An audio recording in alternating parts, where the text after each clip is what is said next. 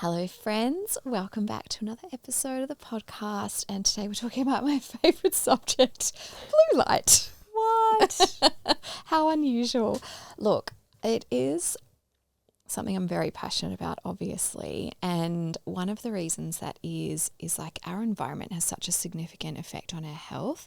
And yes, we have all the tools in our toolkit, herbs, supplements, nutrients, biohacks, but all of them are just trying to put lipstick on a pig if you're not fixing your environment. And so this is actually one of the very first things I do with a client. And we are talking about the impact of blue light today on your waistline and your jawline and your skin. Now, please know that artificial light, particularly at the wrong time of day, is detrimental to every single cell in your body, your health. It affects blood pressure, cholesterol, cancer risk. I'm not going to say no one cares about that, but people care an awful lot about how they look. So we're going to be talking about the focus on the face and the body and really defining blue light. I just want to be clear on what that is, because natural light, aka sunlight, does contain blue light, but it contains a full spectrum of frequencies of light, and those frequencies change over the course of the day from sunrise through to midday, where there's the highest amount of blue light, through to sunset, where there's no blue light left.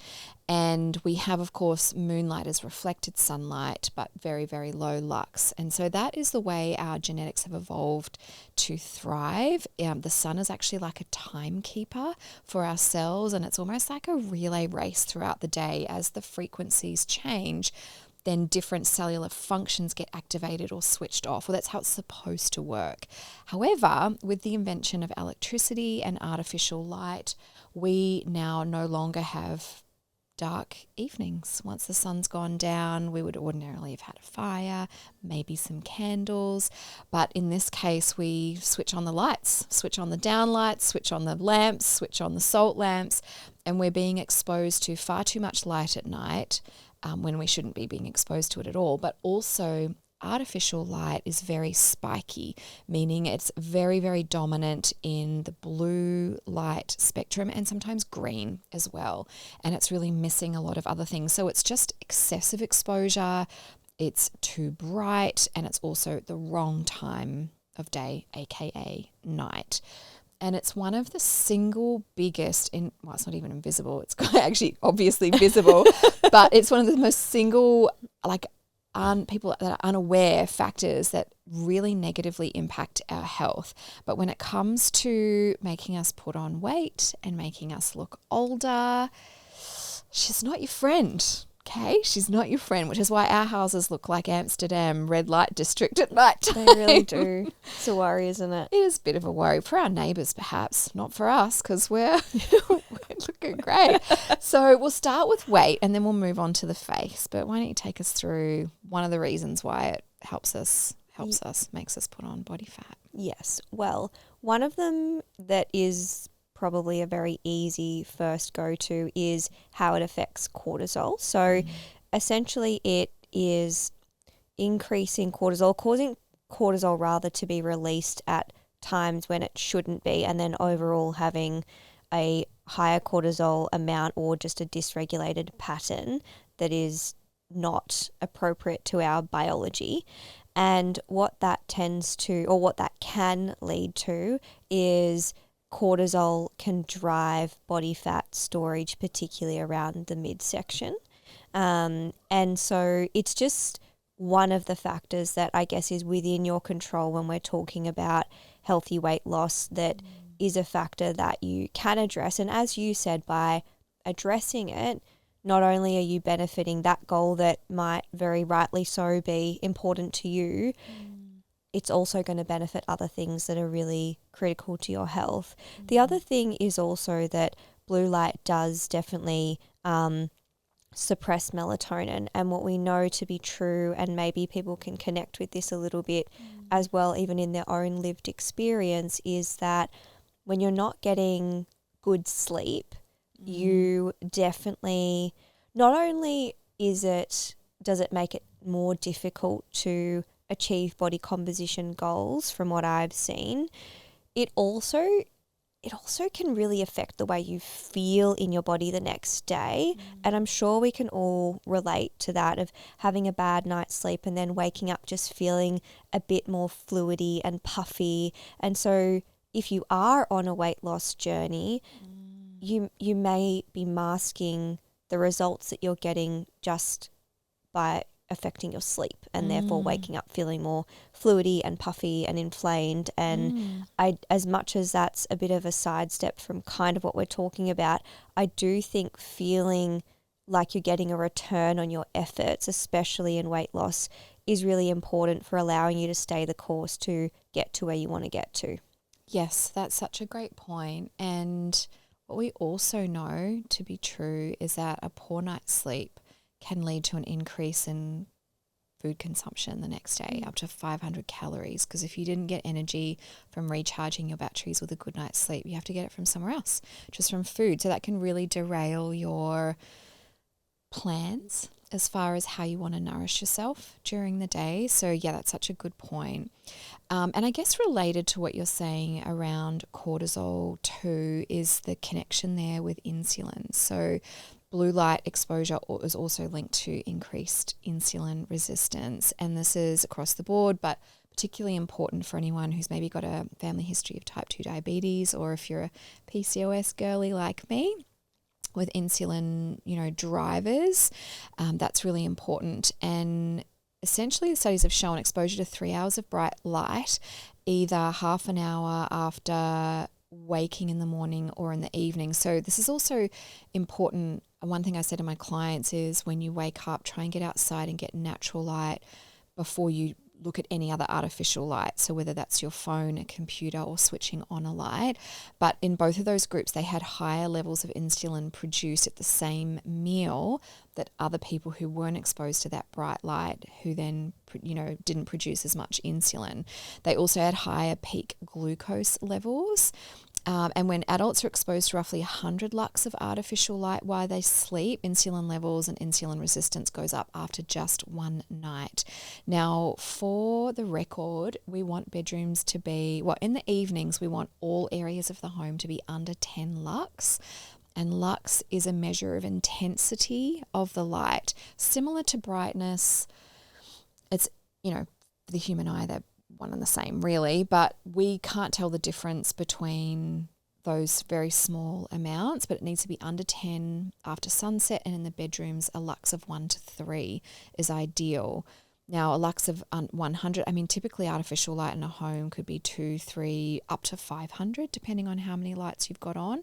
Totally wrecking your blood sugar balance the next day, which is really not okay. And for parents, there was a study done in 2016 on preschool kids that found artificial light exposure predicted an increased body mass index the next year. I will also say, for all of my parents that I get to change their light environment at home, their kids, the witching hour seems to drop and the kids go to bed earlier. They don't fight going to sleep so much because blue light, of course, is stimulating cortisol production, which is suppressing melatonin, and kids are a lot more sensitive to it. So do yourself a favor, fix your light environment. Here.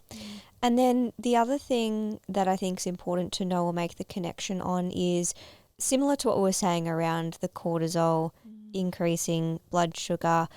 Then the flow-on effect, the other flow-on effect from that is actually it creating an increase of what we call AGEs, so advanced glycation end products.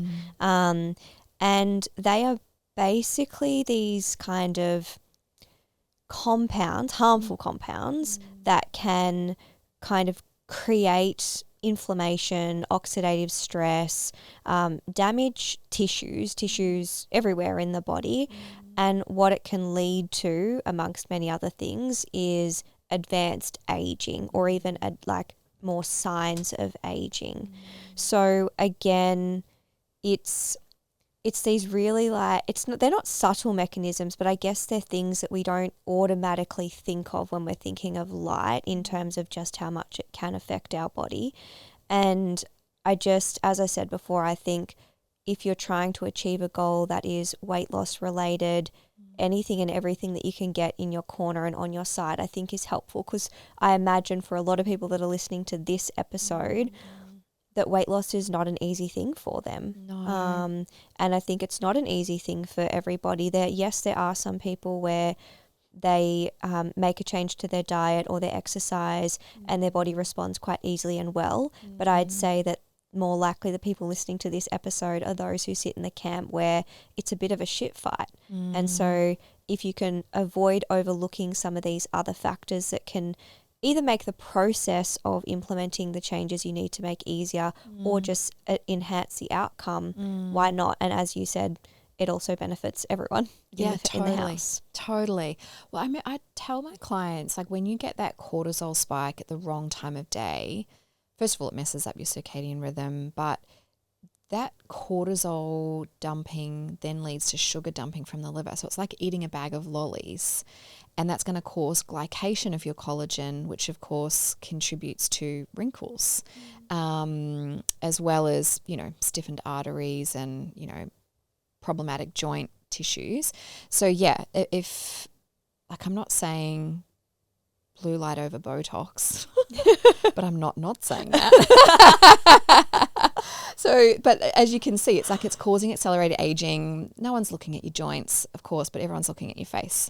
The other thing too is, and you mentioned this before, is like cortisol suppressing melatonin and not getting enough sleep leading to, poor metabolism the next day and eating too much. But also melatonin, everyone thinks of it as our sleep hormone, which it is, but it's also our major antioxidant, major repair, and it's at night when we're sleeping properly that our skin barrier actually repairs, our skin detoxes, it heals.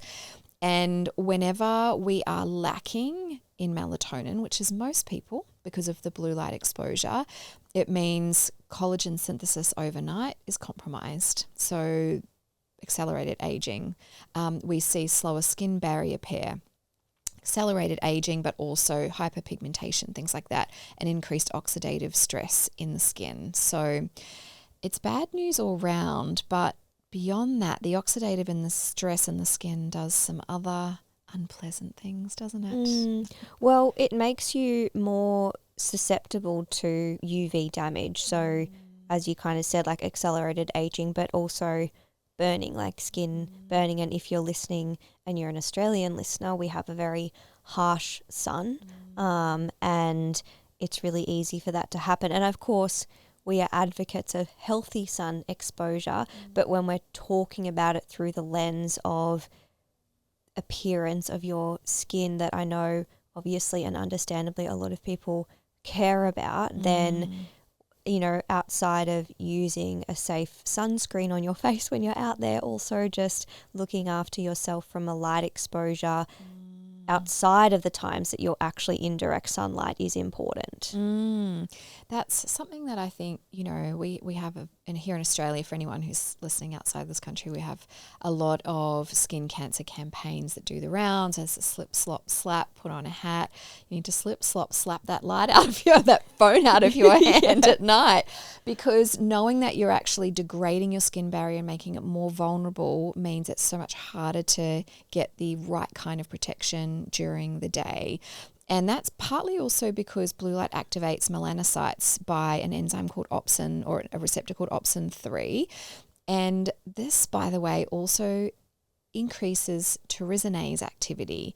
Now, for anyone who's dealt with hyperpigmentation or melasma and has been using tyrosinase inhibiting medications, creams, you might not realize the blue light from your screen and your phone and the lights in your house and the lights in your office are actually driving that. Everyone thinks, oh, it's the sun, I'm melting. But it's actually, first of all, inadequate UVA. Actually, can we do an episode on healthy sun exposure? No, I'm kidding. Yes, of course we can. As the queen of the light club, we need to talk about that. But there's basically a bunch of enzymes that are upregulated because of blue light. So everyone's sitting indoors, with their SPF 50 on going, oh, I'm fully protected. No, you're not, because the sunscreen's working against primarily UVB. It's definitely not working against blue light. And I have seen sunscreens that say they protect against blue light. I have yet to see the evidence that they actually do.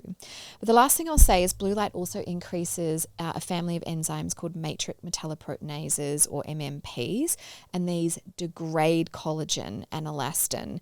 And so they're going to reduce skin firmness, skin elasticity. If you're sitting there going, ugh, get my face back up on my bone structure, this could be you, and contributes to fine lines and sagging over time. And by the way, these MMPs are not limited to the skin that's exposed to the blue light. It's a systemic thing, and this also contributes to cellulite as well, that breakdown of the connective tissue that would hold our tissues smooth and firm. So, what's the overarching conclusion here, Natalie Douglas? That this is just one of many episodes that Amie wants to do on blue light, and that we will have more to share with you. No, I think the overarching message is really that no matter where you wrap it up or how you wrap it up, having like a caring about your light exposure in terms of protecting yourself from blue light at the appropriate times as best as possible is going to only benefit your health. And if the way you get there is the thing that you care about most right now is your appearance, whether that's your face or your body, then use it as motivation, because so be it. And it's then going to have a positive impact elsewhere. Like, that's where I just think it's, just use the things that you care about to be able to change your health in a really positive way. And also, it's not free, but it's very low cost. You know, like once you've set up yourself with a low light environment or a appropriate nighttime light environment, you're not having to repeat purchases frequently. This is, sure, you might have to replace something every now and again, but generally speaking, once you're set up, you're set up. And so it's something that's such an investment. And on that note, I will link my blue light guide so that people who are like, where do I start then? Thanks. Now I'm freaking out. It really is as simple as only using lights in your home that have bulbs engineered not to produce blue light. And I've got recommendations in the blue light guide, having red blue blockers if you're watching TV. And I've got a shortcut on my phone where I triple click and it turns my phone red. So if I have to use it after sunset, those instructions are also in my blue light guide. So we are not going to leave you hanging. We're not going to keep the slim waistlines and the smooth skin to ourselves. We want that definitely don't have either. Well, can't really fully claim that either, but we're doing our best out here. We know the things. Yeah, we know the things, and we're doing the things, and we're doing okay. Yeah, okay. I feel like I just counteract all my skin benefits from spending so much time surfing in the sun and being fair-skinned and freckled, but you have also beautiful don't care. skin though. You have stunning skin. I feel like we're our own harshest critics, and we just don't really have not that we're comparing ourselves with others, but I think you're doing really well. Thank you. Yeah, I appreciate that. And we want that for you too. Yeah, we do. All right. Well, enjoy and go and download Amie's blue light guide, and we will see you next time. See you, friends.